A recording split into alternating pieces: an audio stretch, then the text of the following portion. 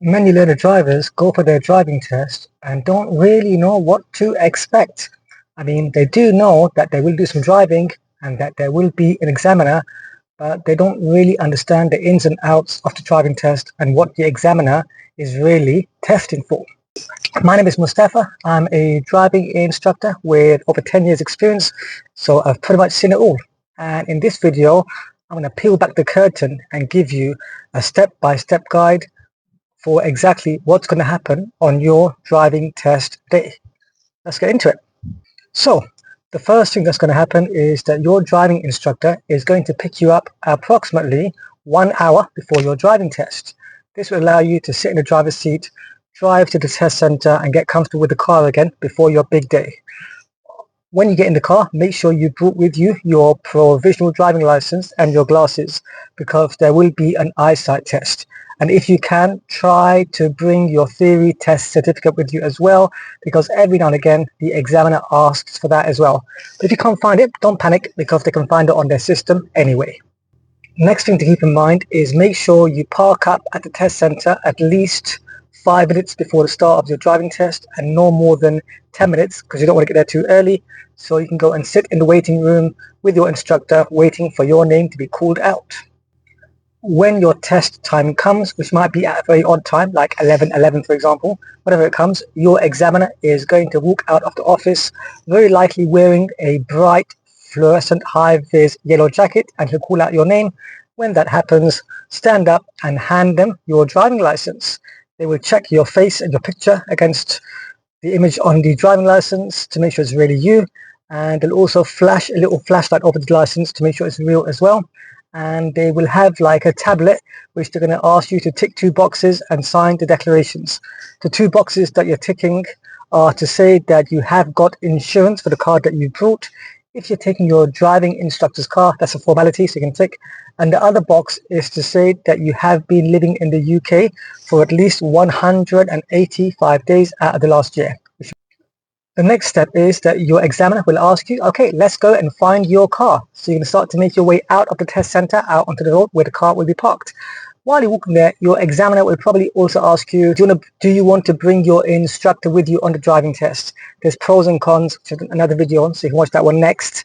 But it's good for you to have an answer ready for your examiner. It's not a good time to be thinking, do I take him or not? Have an answer ready for him before he asks, because it is a part of the test that you get asked this question.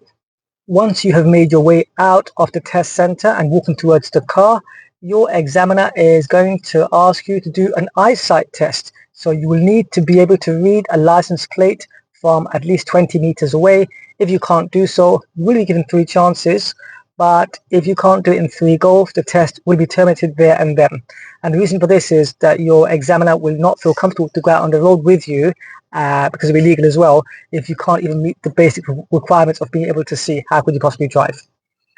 Once you have passed the eyesight check and you're walking towards the car, your examiner is going to ask you, would you like to hear a little bit about the test? To which you should answer, yep, sure, why not? And then they're going to give you a speech which sounds really formal and quite intimidating if you've not heard it before. But the speech is designed to try to prepare you mentally for what's going to happen on your test, so that there are no surprises. This is what they're going to say. We are going to be out on the road for around about 38 to 42 minutes. We're going to take in various traffic conditions, including dual carriageways. We're going to do some independent driving, maybe with a sat-nav. We're going to do one reversing maneuver, and I may also ask you to carry out an emergency stop. At all times, I'd like you to please continue to follow the road ahead unless the road signs or the road markings tell you otherwise. If I wish for you to turn left or turn right, I will tell you in plenty of time. And if you're unsure about any of my instructions, then please feel free to ask me to repeat it, and I'll happily repeat it for you. Any questions?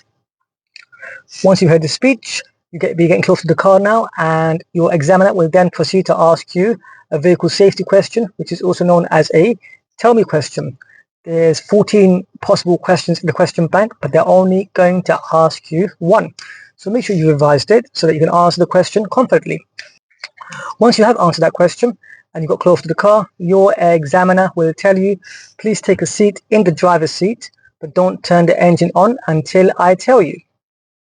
So at this point, you'll be sat in the driver's seat, engine off, seatbelt on, and your examiner is going to walk around the car to inspect the safety of the vehicle, specifically the tires. Because if there's any issues with the tires, any punctures, holes, or if the tread depth is too worn out, again, the test could be cancelled. But if your driving instructor is maintaining his car well, which he should be, this just be a formality, and your examiner will soon sit next to you, and the test will begin. Okay, next your examiner will come and sit in the car next to you in the passenger seat. He'll fasten his seatbelt, and if the driving test is going to be sat-nav driving, he will likely put the sat-nav on straight away and get you to follow sat-nav from the start. A few key things to keep in mind about the driving test itself. The first thing to keep in mind is that during your driving test, which only will last around about 30 minutes worth of driving time, your examiner will pull you up on the left up between 3 to 5 times. And this is even if you're driving well. This is just part of the test to see how safely you can pull over and how safely you can rejoin the traffic flow. Some examiners might literally make you pull over around about 3 times in the first 3 minutes worth of driving. And if you're not expecting it, it can stress you out because you perceive yourself as having done something wrong. But you haven't. That's just the nature of the test. The second thing to keep in mind is that the independent driving section of the driving test, which can be done by either following a sat-nav or following the direction boards, can take up anywhere between 20 minutes to the full test time, which is 30 minutes minimum, and can go up to 40-45 minutes depending on traffic conditions. The next thing to keep in mind is that there is a minimum route. So if the traffic conditions were really heavy and your examiner could not get you out of traffic and you're just stuck on the same road for literally a full 35-40 minutes without making any left or right turns, no sat-nav driving, no parking, no manoeuvres, the test would have to be terminated because your examiner could not carry out the required checks they need to. So they need to get you around a minimum route. This happens very, very rarely, so no point worrying about that. In the 300 driving tests I've perfectly observed by sitting in the back, I've not seen this happen a single time. So seriously, don't worry about it. It's very low probability, but it's possible. During your driving test, somewhere in the middle of your driving test, at some point, your examiner is going to ask you to carry out one reversing maneuver. So this should not come as a surprise. The good news though, there is only one reverse maneuver. They'll not make you do all 4 of them, only one. But make sure you practice all 4 very well, so whichever one you get, you feel comfortable doing it on your test day. During your drive, your examiner is also going to ask you to carry out what's known as a show me question or another vehicle safety question, where you will be asked to demonstrate one of the ancillary controls on the move. For example, how you clean and wash your front window or how you turn the demisters on. So make sure you've had good practice in your instructor's car while driving the car, so you're able to operate those controls while keeping the car safe. So that when it happens on your driving test, it doesn't come like a sudden question like, what the hell? How have I been asked this? It should be part of your preparations for the driving test. Next thing to keep in mind is that 1 out of every 7 candidates asked to do a driving test will be asked to perform an emergency stop. So 6 in every 7 people will not get told to do it, but 1 in every 7 will. So once again, make sure you have prepared with your driving instructor to do an emergency stop. So if it does come up on your driving test, it doesn't come like a bolt out the blue. You are able to carry out that exercise safely and calmly, according to your examiner's requirements and satisfaction. Once your driving test has finished, you will end up back at the test center, the same place where you started.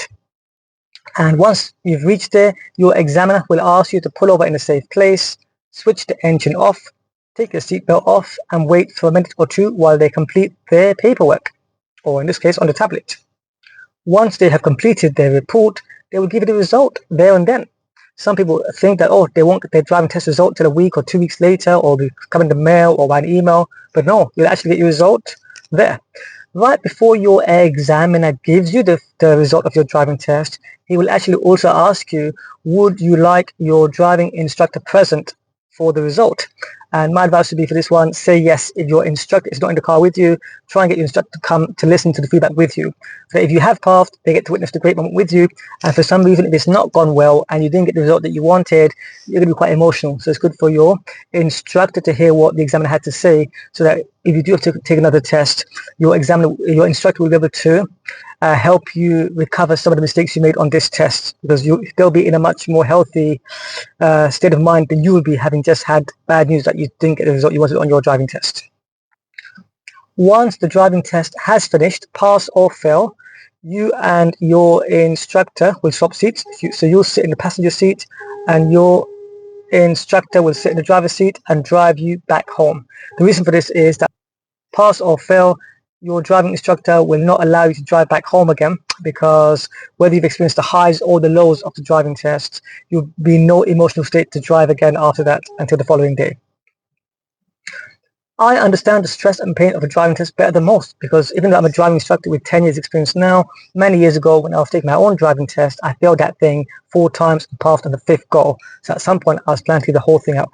And so if you have your driving test booked already, then consider checking out my book. The link is in the description below. It has all the advice I wish I was given many years ago when I was filling my own test repeatedly, with the hope that it will save you time and money on repeating your test too many times and slapping away your money and your confidence.